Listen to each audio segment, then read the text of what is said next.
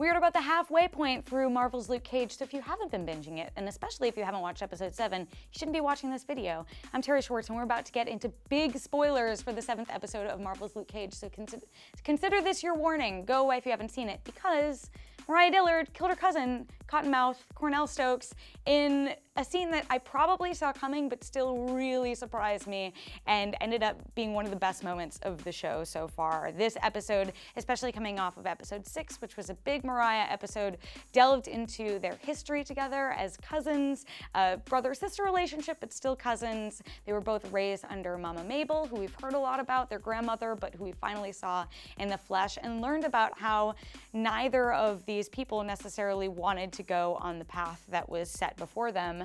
Cornell was a great musician and loved his piano, and you know, his uncle was the one who was supposed to take him to Juilliard lessons, and yet he got forced by Mama Mabel into the life of crime that we know he grows up to become the leader of. And meanwhile, Mariah is studying to go to school and supposed to, you know, go off to all these great private schools, and her cousin sort of resented her for that, and we see that come to a head when he's forced to kill his uncle because, you know, he was betraying Mama Mabel, but also not so quietly was molesting Mariah for years. Obviously, some dark trauma in the past. And what's interesting is that Mama Mabel built everything on the idea of family, but we see in that moment when Cornell needs to shoot him and when we find out about everything that was happening with Mariah, that the whole idea of family is corrupt from the beginning. And that's sort of the tragedy of Mariah killing Cornell, is that they were supposed to be held together by family, but that idea was flawed from the beginning.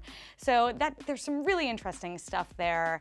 And also in terms of what this means for what comes next. Cottonmouth, although he was originally set as sort of the big bad, from like episode 2, it was very clear he was a very ineffective villain, and that was something that was sort of bugging me, was he just kept being very ineffective up until when he was arrested. It didn't seem like he was someone who can make it through the whole series. So now at episode 7, he's dead, and we see sort of this rebirth of Mariah, where she is her reputation is in ruins as a councilwoman. She doesn't have that path anymore. She tried to do things on the right side of the law, and now maybe this is going to be what forces her to become that Black Mariah identity from the comics that she was rejecting earlier in the season, but now obviously she's killed Cottonmouth, and Shades is sort of there for this rebirth of her, and it feels like he might be guiding her, as well as his employer, Diamondback, who we've heard a lot about. Seems like he could be the big bad of the season, but we have not seen him yet. So maybe he's still just going to be pulling strings in the background while Mariah rises from the ashes and becomes,